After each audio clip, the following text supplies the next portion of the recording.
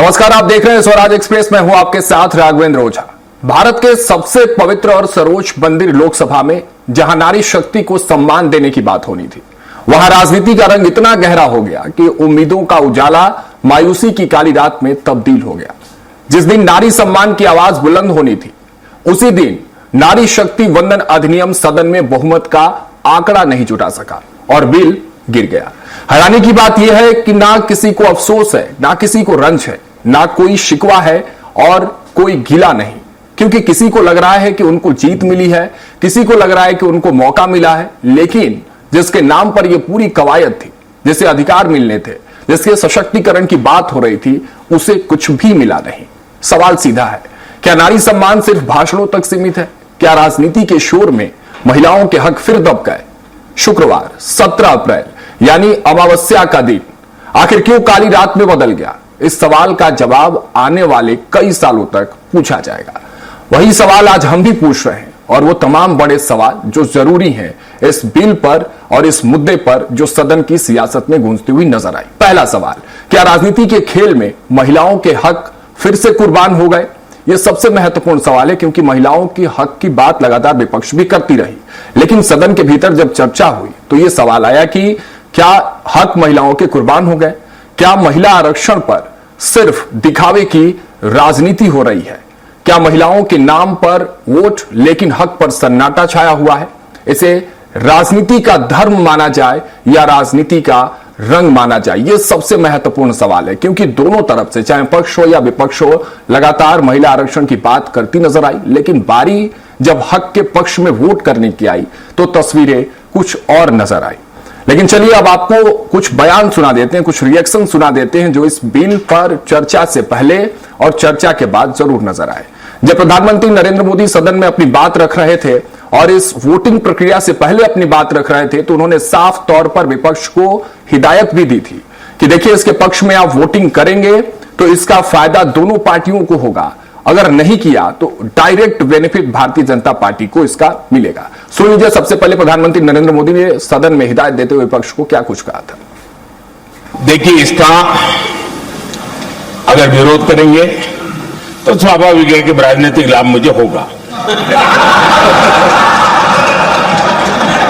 लेकिन साथ चलेंगे तो किसी को भी नहीं होगा, ये लिख के रखो, किसी को नहीं रहेगा, क्योंकि फिर अलग पहलू हो जाता है, फिर किसी को फायदा नहीं होता। और इसलिए हमें क्रेडिट नहीं चाहिए। जैसे ये पारित हो जाए, मैं कल एडवर्टाइजमेंट दे करके सबका धन्यवाद करने के लिए तैयार हूं, सबकी फोटो छपवाने के लिए तैयार हूं। क्रेडिट आप ले लो, चलो क्रेडिट की चिंता है क्या है जी, ले लो ना क्रेडिट। आपको जिसकी फोटो छपवानी है सरकारी खर्चे से हम करवा देंगे। ऐसा दिखाई पड़ा। तो आपने सुना किस तरह से प्रधानमंत्री ने हिदायत दी, और बात क्रेडिबिलिटी की जब वो कर रहे थे तो उन्होंने कहा कि इसमें किसी का फायदा नहीं है, सिर्फ और सिर्फ फायदा अगर किसी का है तो वो महिलाओं का है। लेकिन इस बिल के पक्ष में जब वोटिंग नहीं हुई तो सबसे बड़ा नुकसान महिलाओं को है। लेकिन इस नुकसान को कांग्रेस क्या कुछ कह रही है? आज जब प्रेस कॉन्फ्रेंस की प्रियंका गांधी ने, तो उन्होंने इसे लोकतंत्र की जीत बताया। सुनिए जरा। वो लोकतंत्र के लिए एक बहुत बहुत बड़ी जीत रही। जो सरकार की साजिश थी संघीय ढांचे को बदलने की, लोकतंत्र को कमजोर करने की, उसको हराया गया, उसको रोका गया। ये संविधान की जीत थी, देश की जीत थी और विपक्ष की एकता की जीत थी, और वो साफ साफ सत्ता पक्ष के नेताओं के चेहरों पर दिख रही थी। आप सबने भी देखा होगा। तो सुना आपने किस तरह से प्रेस कॉन्फ्रेंस में प्रियंका गांधी इसे लोकतंत्र की जीत बता रही है। लेकिन सबसे बड़ा सवाल है कि किसी के नफा और नुकसान के बीच अगर सबसे बड़ा नुकसान किसी का हुआ है तो वो 70 करोड़ की आबादी जो आस भरी निगाहों से सदन की कार्यवाही को देख रही थी, वो महिलाएं जिनको विश्वास था कि आज सदन में चर्चा के बाद, सदन में वोटिंग के बाद उनके पक्ष में तस्वीरें आएंगी। लेकिन नतीजा क्या हुआ? लोकसभा में कुल सीटें 543 थी और लोकसभा में कुल सीटें 543 थी। बहुमत के लिए वोटिंग के जो आंकड़े थे वो 352 टच करने थे। 3 सीट खाली थी लोकसभा के भीतर, लेकिन इस बिल के पक्ष में जो वोट पड़े वो महज 298 पड़े। एनडीए के पास बहुमत जरूर, लेकिन 293 के बाद महज 5 आंकड़े और आगे बढ़ पाए। बहुमत के लिए 352 वोट की आवश्यकता थी, लेकिन 352 का वो आंकड़ा इस पूरे वोटिंग प्रक्रिया में इस बिल के पक्ष में नहीं पड़े। बिल के पक्ष में वोट कितने पड़े? 298। बिल के खिलाफ कितने वोट पड़े? 230 यानी 230 वोट। और इसी जीत को जश्न के रूप में विपक्ष मना रहा है। और वही बात प्रियंका गांधी प्रेस कॉन्फ्रेंस में कह रही थी कि ये लोकतंत्र की जीत है। और सबसे बड़ा सवाल यह है कि ये सियासत की जीत है या लोकतंत्र की हार, क्योंकि इसी लोकतंत्र की पुरुषों के पर्याय में खड़ी हुई महिलाएं आस भरी निगाहों से जब इस संसद की कार्यवाही को देख रही थी तो बार बार सवाल उनके मन में भी था कि अब 33% आरक्षण के साथ उनका रास्ता सदन के लिए आसान होगा, लेकिन उनके रास्ते में अड़चने अभी तमाम हैं, उनको इंतजार अभी और करना पड़ेगा। इसी मुद्दे पर आज चर्चा करेंगे। चर्चा के लिए सारे खास मेहमान हमारे साथ जुड़ चुके हैं। वासु शर्मा जी भारतीय जनता पार्टी नेता हमारे साथ जुड़ रहे हैं, अजय गंगवानी जी कांग्रेस प्रवक्ता हमारे साथ जुड़ रहे हैं और अमिता पारुल जी वरिष्ठ पत्रकार हैं हमारे साथ जुड़ रही हैं। आप तीनों का बहुत बहुत स्वागत है। शुरुआत गंगवानी जी आज आपसे कर रहा हूं। खुशी की लहर है, क्या समझा जाए इसे? राजनीतिक धर्म माना जाए या राजनीति का रंग माना जाए? क्योंकि विपक्ष के विरोध से आपके मंसूबों पर एक रंग तो जरूर चढ़ा, लेकिन उन 70 करोड़ महिलाओं के रंग पर शायद पानी जरूर फिर गया होगा। और जो बात प्रियंका गांधी कह रही हैं कि लोकतंत्र की जीत है, तो क्या यह मैसेज आप लोग डिस्प्ले कर रहे हैं कि लोकतंत्र की जीत is directly proportional to the महिलाओं के हार? गंगवानी जी। देखिए, भारतीय जनता पार्टी इस जो विधेयक को रोकने के लिए ऐसा लग रहा है कि कांग्रेस को जिम्मेदार बता के कांग्रेस को महिला विरोधी बताने का दुष्प्रयास कर रही है, लेकिन जो देश की जनता है, देश की आधी आबादी है, वो अच्छे से समझ रही है। देखिए, बहुत महत्वपूर्ण 3 से 4 चीजें स्पष्ट कर दूं। यही महिला आरक्षण विधेयक सितंबर 2023 में पूरी सर्वसम्मति से पारित हुआ। आपको आंकड़े स्पष्ट कर दूं राघवेंद्र जी, राज्यसभा में 214 में 214, मतलब 100% सांसदों ने इसका समर्थन किया। लोकसभा की बात करूं 454, मतलब 2/3 से ज्यादा, लगभग 98% जो है सांसदों ने समर्थन किया। तो वो विधेयक तो ऑलरेडी पारित है। अगर मोदी सरकार सचमुच महिला आरक्षण विधेयक लागू करना चाह रही है तो सितंबर 2023 का तो विधेयक पारित है, अब उसको लागू क्यों नहीं कर रहे हैं? देखिए, कांग्रेस पार्टी की आपत्ति इस बात से है कि महिला आरक्षण विधेयक के मुखौटे के पीछे परिसीमन को लागू करके सत्ता की प्राप्ति का जो षड्यंत्र और साजिश केंद्र की मोदी सरकार और भारतीय जनता पार्टी कर रही है, उसको रोकने में कांग्रेस पार्टी विफल सफल रहा। देखिए, 2 चीजें स्पष्ट है। कांग्रेस पार्टी ने शुरू से महिला आरक्षण का समर्थन किया। आपको 3 महत्वपूर्ण उदाहरण दे दूं। राजीव गांधी जी 1989 में जो नगर पालिका पंचायतें, इसमें महिला आरक्षण के 1/3 का प्रावधान किया, जो राज्यसभा में पारित हो गया, लेकिन लोकसभा में अटक गया, क्योंकि इन्हीं के भारतीय जनता पार्टी के लालकृष्ण आडवाणी जी, अटल बिहारी वाजपेयी जी, अन्य वरिष्ठ नेताओं ने इसके खिलाफ वोटिंग करके इसको रोका। आज वही भारतीय जनता पार्टी यूटर्न लेके अपने आप को महिला आरक्षण समर्थक होने का राजनीतिक पाखंड कर रही है। 1989 में इन्होंने रोका। माननीय सोनिया गांधी जी ने यूपी के चेयरपर्सन के रूप में लगातार संसद में इसको पारित करने की बात की, लेकिन लगातार केंद्र की मोदी सरकार के तत्कालीन जो भारतीय जनता पार्टी के नेता थे, वो लोकतंत्र के मंदिर में महिला आरक्षण का विरोध करते रहे। लेकिन अंत में मैं आपको बात कोट कर दूं आपके चैनल पे, राघवेंद्र जी, नरसिम्हा राव की सरकार ने 1993 में आज देश की पंचायतों में, नगर पालिका में 35% महिला आरक्षण को लागू किया, जिसका नतीजा है कि आज पूरे देश के 15 लाख महिलाएं पंचायतों में और नगर पालिकाओं में देश का प्रतिनिधित्व कर रहे हैं। तो कांग्रेस पार्टी लगातार महिला आरक्षण का समर्थन किया। ये भारतीय जनता पार्टी दुष्प्रयास कर रही है। इसी चीज में स्पष्ट कर दूं, आज भी अगर इकलौता विधेयक पेश किया गया होता तो ये आज भी सर्वसम्मति से पारित होगा, लेकिन महिला आरक्षण विधेयक के नाम पे बैकडोर से जो राजनीति करने का प्रयास कर रही है, आज जो विभिन्न राज्य हैं उसमें सीटों को प्रभावित करने का प्रयास किया जा रहा है, ये आपत्तिजनक है। कांग्रेस पार्टी का जो विरोध है या जो विपक्ष ने विरोध किया है वो परिसीमन के विधेयक का किया है। आज मैं पूछना चाहता हूं, अगर सीधा आखिर परिसीमन के आधार पर तो सीट रिजर्वेशन की प्रक्रिया होगी, परिसीमन से क्या दिक्कत हो रही है, जरा समझाइए, फिर वासु जी के पास में जाऊं। परिसीमन से देखिए 2 चीजें स्पष्ट है। आज परिसीमन की प्रक्रिया, अगर आप पूरे देश में सीटों बढ़ाने की बात करते हैं, कांग्रेस पार्टी समर्थन करती है, कि जनसंख्या बढ़ी तो सीटें बढ़नी चाहिए, लेकिन ये जो आधार बना रहे हैं, जो परिवार नियोजन कार्यक्रम दक्षिण में सबसे पहले लागू किया गया, दक्षिण के राज्यों की सीटों पर सीधा प्रभाव पड़ रहा है। आज जो देखिए महत्वपूर्ण बात है, अगर परिसीमन लागू कर रहे हैं तो विपक्ष नेताओं का, कांग्रेस पार्टी का एक सर्वदलीय बैठक बिना के सबको विश्वास में लेके सही प्रक्रिया, लोकतांत्रिक प्रक्रिया का पालन किया गया होता तो कांग्रेस पार्टी को विपक्ष समर्थन करता।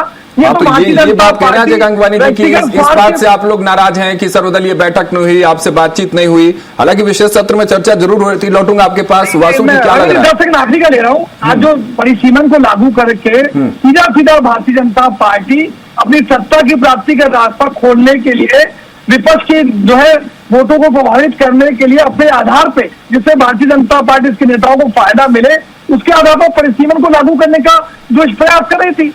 आज जो ये विधेयक गिरा है, आज लगातार इस बात का प्रमाण है कि लोकतंत्र की जीत है, संविधान की जीत है। और जो मोदी सरकार लगातार लोकतंत्र के मंदिर में तानाशाही को निर्णय लेने का प्रयास वासु जी, राजनीतिक हार या नैतिक हार, किस तरह से भारतीय जनता पार्टी इसे देख रही है? राजनीतिक हार या नैतिक हार? वासु जी देखिए राघवेंद्र जी, कल इतिहास रचने का दिन था। लोकतंत्र के मंदिर में जब ये महिला आरक्षण बिल पेश हुआ तो इतिहास रचने का दिन था। कांग्रेस भी उस पर सम्मिलित हो सकती थी, महिलाओं भी कांग्रेस पार्टी का सम्मान करती, लेकिन जब महिला आरक्षण बिल फेल हुआ, कांग्रेस और इंडिया गठबंधन ने उसके खिलाफ वोट किया। और उसके बाद जब ओम बिरला लोकसभा के स्पीकर ने जब संख्या बताई तो कांग्रेस ने हंसी टिटोले कर रहे हैं, बैंक थपथपा रहे हैं। इन्हीं क्या बताना चाहते हैं कि महिलाओं को आरक्षण इस देश में नहीं मिलना चाहिए? अरे आप इतनी बड़ी बड़ी बातें कर रहे हैं कांग्रेस पार्टी के लोग। 50 साल देश में राज किए, पूर्ण बहुमत के, कई बार सरकार बनी, तब महिलाओं की चिंता क्यों नहीं हुई भाई? क्यों उनको, आपको नहीं लगा कि विधानसभा और लोकसभा में उनको जगह मिलनी चाहिए 33% आरक्षण की? कांग्रेस ने चिंता क्यों नहीं की? और जहां तक 2023 की बात उठा के कांग्रेस जो कह रही है, उसमें क्या था? 2023 में बिल पास हुआ। अब उसमें नियम क्या है? कानून बनाने के पहले जनगणना होनी है, जनगणना होगी, उसके बाद 2011 के 2021 में जनगणना होगी, फिर परिसीमन डिलिमिटेशन होगा, डिलिमिटेशन के बाद फिर परिसीमन होगा। उसमें समय लग जाता, समय, क्योंकि राहुल गांधी जी जब उस समय पूरा बिल आया था तो राहुल गांधी जी कह रहे थे कि 2029 से उसको लागू करो।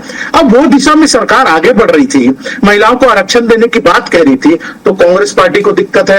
यानी हर बात में राजनीति करना, केवल महिलाओं को सशक्तिकरण की बात करने वाली पार्टी जब महिला अधिकारों की बात आई तो वहां पर वॉकआउट कर लिया, वोट नहीं दिया, महिलाओं के अधिकार छीनने का काम किया कांग्रेस पार्टी ने। ये देश की महिला देख रही राघवेंद्र जी, कल जिस प्रकार से ये कह रहे लोकतंत्र का अपमान हो गया। अरे लोकतंत्र का अपमान नहीं हुआ, कांग्रेस पार्टी ने महिलाओं का अपमान किया है। अगर आप आरक्षण देते, महिलाओं को मौका देते, महिला संसद बैठती, नई विकास की नीति में महिलाओं की भागीदारी होती, तो आप कह सकते थे कि लोकतंत्र मजबूत हुआ। आपने लोकतंत्र को, और ये राघवेंद्र जी एक बात और कह रहे हैं, ये कह रहे हैं डिलिमिटेशन क्यों, परिसीमन की क्यों जरूरत पड़ी?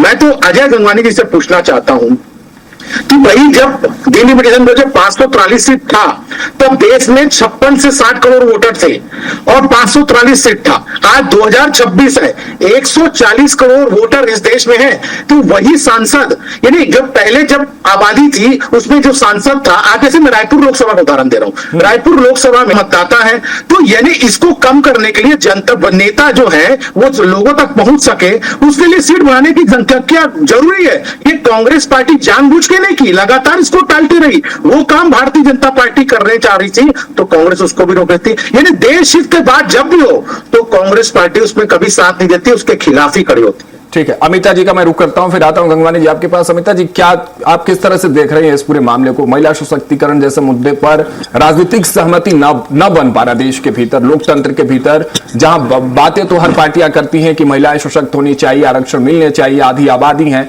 लेकिन उसके बाद भी सदन के भीतर, संसद के भीतर 33% आरक्षण की बात जैसे ही आई, ऐसे मुद्दों पर अगर राजनीतिक सहमति नहीं बनती है तो क्या ये लोकतंत्र के भीतर, खासकर भारत जैसे देश के भीतर जहां देवी का दर्जा दिया जाता है महिलाओं को, उस पर विरोध होना, विपक्ष का इस तरह से रवैया, जिस तरह से वासु जी सवाल उठा रहे हैं, गंगवानी जी अपने तर्क रख रहे हैं, तो क्या ये चिंता की बात है भारत के भीतर? देखिए, ओवरऑल अगर हम इस पूरी स्थिति को देखें तो जो अधिनियम सरकार ने 2023 में पास करा लिया था, उसी को आगे बढ़ाने की कवायद थी। जिस तरह से इस पूरी प्रक्रिया को अपनाया गया कि 3 बिल लाए गए और अचानक से ये पूरा सेशन बुलाया गया, विपक्ष का विरोध इसी बात को लेकर था। सरकार की मंशा बहुत अच्छी थी, वो महिलाओं को आरक्षण देना चाहती है, इस बात से कोई इनकार नहीं कर रहा है, लेकिन जिस तरह से इस प्रक्रिया को आगे बढ़ाया गया उस पर विवाद हुआ और यही वजह थी कि पूरा विपक्ष एकमत होता हुआ नजर आया। इसके विरोध में 230 वोट पड़ गए, तो जाहिर है कि सब एक साथ नहीं आ पा रहे हैं क्योंकि विचार सबके एक नहीं है। विपक्ष सीधे तौर पर यह कह रहा था कि अगर सरकार सच में आरक्षण देना चाहती है तो जो अभी मौजूदा स्थिति है लोकसभा की 443 का जो आंकड़ा है उसी में क्यों नहीं लागू कर देते, इस तरह की बात थी। कोटा विद इन कोटा की मांग कर रहे थे और ये भी एक बहुत बड़ा कंफ्यूजन इस बात को लेकर भी हुआ कि सरकार है और क्या 2011 की जनगणना के आधार पर इसको लागू किया जाएगा। तो नॉर्थ के जो स्टेट्स थे वहां पर ये दबाव बना कि साउथ के लोगों ने विरोध इसी बात को लेकर शुरू कर दिया कि यहाँ पर संख्या ज्यादा बढ़ जाएगी, कुल 850 सीटें हो जाएंगी। तो ये जो पूरी जो प्रक्रिया रही ना उस पर सवाल खड़ा हो रहा है और इससे अंततः हुआ यही कि नुकसान महिलाओं को हुआ। हालांकि जो महिलाएं राजनीति में आना चाहती हैं उनको इस के पास होने से जरूर लाभ होता, ज्यादा से ज्यादा महिलाओं को आप सदन में देखते और उनकी भागीदारी बढ़ती, लेकिन नुकसान हुआ और देखिए कि किस तरह से इसको पास नहीं होने दिया पूरे विपक्ष ने, सब एकजुट हो गए। तो यकीनन बहुत बड़ा नुकसान अगर किसी का हुआ है तो महिलाओं का ही हुआ है। रघवानी जी, नुकसान महिलाओं का हुआ है, इस बात से भागा नहीं जा सकता, लेकिन कांग्रेस क्या सिर्फ बीजेपी को घेरने की आपकी रणनीति थी कांग्रेस की? भले उसके लिए चाहे बिल गिर जाए, महिलाओं को सशक्तिकरण की राह की जो बात हो रही थी भले उसमें कोई बाधा आ जाए, लेकिन आपको सिर्फ इस बात से भी तकलीफ थी क्या कि भारतीय जनता पार्टी की सरकार में ये बिल पास हो गया तो फिर वो थोड़ा सा वोट बैंक वाला जो मामला जिसकी बात आप कर रहे थे वो थोड़ा सा इधर उधर हो जाता? गंगवानी जी, पाखंड की कली खुल चुकी है। कांग्रेस पार्टी ने सितंबर 2023 में सर्वसम्मति से इसको पारित किया। अगर भारतीय जनता पार्टी और केंद्रीय मोदी सरकार सचमुच महिला आरक्षण लागू करने की नियत नीति मंशा होती, मैं खुली प्रश्न पूछना चाहता हूँ छोटे भाई से, 2023 से 2026 3 साल तक आपको भरपूर मौका मिला, आपने इसको जानबूझ कर लागू क्यों नहीं किया? आपको ये पता था? अभी तो मैं स्पष्ट रूप से कहना चाह रहा हूँ कि महिला आरक्षण जो विधेयक है वो तो एक मुखौटा था, बैकडोर से परिसीमन लागू करके अपने राजनीतिक हितों को साधने के लिए व्यक्तिगत स्वार्थ पूर्ति का एक जरिया बनाने का जो दुष्प्रयास था, लोकतंत्र की हत्या करने का जो प्रयास था, उसको विपक्ष और कांग्रेस पार्टी रोकने में सफल है। दूसरी महत्वपूर्ण बात कह रहा हूँ, अगर सितंबर 2023 से जो ऑलरेडी पास है, जो 545 सीटों पे चाहे तो मोदी सरकार कल लागू कर सकती है, वो तो ऑलरेडी पास है सर्वसम्मति से। राज्यसभा में 214 में 14 और लोकसभा में 454 मतों से पारित आरक्षण विधेयक आपके पास पड़ा है, लेकिन आपकी नियत नीति मंशा लागू करने की नहीं है, आपको उसमें महिला आरक्षण के नाम पे राजनीति करने की बात है। एक महत्वपूर्ण बात मैं कह दूं कि भारतीय जनता पार्टी का शुरू से महिला आरक्षण विरोधी क्षेत्र रहा, ये काला इतिहास रहा है। जब माननीय राजीव गांधी ने 1989 में पंचायती राज में महिला आरक्षण लागू करने का प्रयास किया, भाजपा के वरिष्ठ नेता अटल बिहारी वाजपेयी, आज इनके भाजपा के वरिष्ठ नेता लाल कृष्ण आडवाणी, जसवंत सिंह, राम जेठमलानी जैसे वरिष्ठ नेताओं ने लोकसभा में महिला गंगवानी जी 2026 में भी तो आप लोगों ने कुछ वही तस्वीरें दोहराई है ना। ठीक है, नियत नीति की आप बात कर रहे हैं, इस बार तो नियत भी थी, नीति भी थी, संशोधन की हालांकि जरूर कुछ बातें हो रही थी, तो ठीक है उन्होंने नहीं बुलाया सर्वदलीय बैठक, आप अपने विचार रखते सदन में। रघुवीर जी मैं स्पष्ट कर दूं, इस बार भी अगर ये राजनीतिक पाखंड नहीं दिखाते, इकलौता महिला आरक्षण संशोधन विधेयक लाया गया होता तो इस बार भी विपक्ष और कांग्रेस पार्टी पूरा समर्थन करती और सर्वसम्मति से पारित होता। मैं आखिरी बात स्पष्ट कर दूं आपके चैनल पे, वासु जी, मोदी सरकार का चरित्र जो है वो लोकतंत्र, वासु जी क्या स्टैंड है अब आगे भारतीय जनता पार्टी का बड़ा स्टैंड क्या है इस पर? राघवेंद्र जी, कल भारतीय जनता पार्टी के राष्ट्रीय अध्यक्ष आदरणीय नितिन नवीन जी ने स्पष्ट कर दिया है कि भारतीय जनता पार्टी के कार्यकर्ता घर घर जाएंगे और कांग्रेस का चेहरा बेनकाब करेंगे। ये कांग्रेस कह रही है, ये हम पे आरोप लगाई 3 साल आप क्या कर रहे थे, देश में 50 साल राज किए, 2010 में राज्यसभा में बिल पास करा लिए, लोकसभा में लाए नहीं बिल को, तो रोकने का काम किसने किया? कांग्रेस पार्टी ने किया। हम तो खुले दिल से क्रेडिट भी, प्रधानमंत्री राघवेंद्र जी कह रहे थे क्रेडिट भी हम आपको देना चाहते हैं, आप लीजिए क्रेडिट, लेकिन पास हो जाने दीजिए। आप ये डिमिलिटेशन की बात है तो कल आपने लोकसभा कार्रवाई देखोगे, अमित शाह जी ने कहा और केसी वेणुगोपाल जी ने कहा कि आप 50% यानी अफवाह कैसे फैलाते हैं आप देखिए।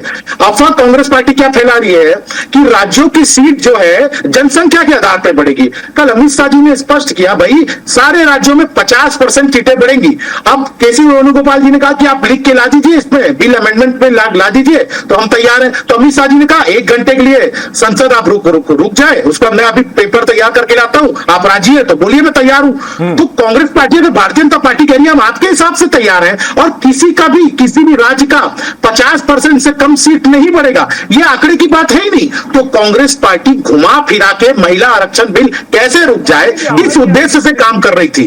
वासु जी, बिल तो महिलाओं को आरक्षण कांग्रेस पार्टी नहीं कर जाती, इस पर मैं आपसे समझना चाहता हूं क्या इस गतिरोध से, इस रेजिस्टेंस से निकलने का कोई रास्ता है? क्या भविष्य में जो 33% आरक्षण का जो आधार रखा गया है उस पर इमारत खड़ी होगी? सर्वसम्मति का कोई ऐसे संभावित आपको कुछ नजर आ रहा है या महिलाओं को और भी लंबा इंतजार करना पड़ेगा? अमिता जी। राघवेंद्र जी, देखिए, कल से जब से ये बिल पास नहीं हुआ ना, उसके बाद राजनीतिक गलियारों में ये चर्चा शुरू हो गई कि बीजेपी जरूर हारी है लेकिन हारकर भी जीत गई है, क्योंकि उसको एक मौका मिल गया विरोध जताने का कि हमको कांग्रेस, सपा और सारे विरोधियों ने इसको पास नहीं करने दिया। विपक्ष का अपना आउटलुक है, वो अपनी बात कह रहा है, तमाम प्रेस कॉन्फ्रेंस हो रही हैं, लेकिन बीजेपी की जिस तरह से महिला सांसद मकर द्वार पर प्रदर्शन करने चली गई, और यूपी में भी हम देख रहे हैं अपर्णा यादव, मुलायम सिंह यादव की दूसरी बहू है, उन्होंने खुद समाजवादी पार्टी का और कांग्रेस पार्टी का झंडा जलाया है। तो कुछ भी हो, राजनीति किसी स्तर की हो रही हो, महिलाओं को ये लग रहा था कि चलो कुछ तो हो जाएगा, हमारे हक में कुछ हमें मिल जाएगा, राजनीति करते हैं तो कर लें। लेकिन अब अंततः ये हो रहा है कि राजनीति किसी भी स्तर की हो रही हो, कौन हारा कौन जीता, लेकिन फाइनली महिलाएं हार गई हैं इस पूरी प्रक्रिया में, इस बिल के पास ना होने से। ये तो सीधे तौर पर नजर आ रहा है। ठीक है, मतलब पॉलिटिकल पार्टीज का कोई नुकसान नहीं हुआ गंगवानी जी, न शर्मा जी, लेकिन नुकसान उनका जरूर हो गया जो इस आस में थी कि 2029 के चुनाव में मकर द्वार से उनकी एंट्री सदन के भीतर होगी। गंगवानी जी, समय हमारे पास इतना थे, बहुत शुक्रिया अदा करूंगा आप तीनों का, गंगवानी जी आपका, शर्मा जी आपका और अमिता जी आपका बहुत बहुत शुक्रिया हमारे साथ जुड़ने के लिए इस खास चर्चा में। तो आज की बहस में सवाल कई उठे, जवाब भी आए, लेकिन सच यही है कि नारी शक्ति वंदन अधिनियम जैसे अहम बिल का सदन में पास न हो पाना एक बड़ा संदेश जरूर देता है। यह सिर्फ आंकड़ों की कमी नहीं है बल्कि सहमति की कमी भी दिखाता है। देश की आधी आबादी आज भी इंतजार में है कि उनके अधिकारों पर राजनीति नहीं बल्कि ठोस फैसले हों। उम्मीद यही है कि अगली बार जब यह मुद्दा सदन में आए तो आंकड़े नहीं, इरादे मजबूत दिखे और महिलाओं को उनका हक मिल सके। इसी उम्मीद के साथ फिलहाल मुझे दीजिए इजाजत। आप देखते रहिए स्वराज एक्सप्रेस। नमस्कार।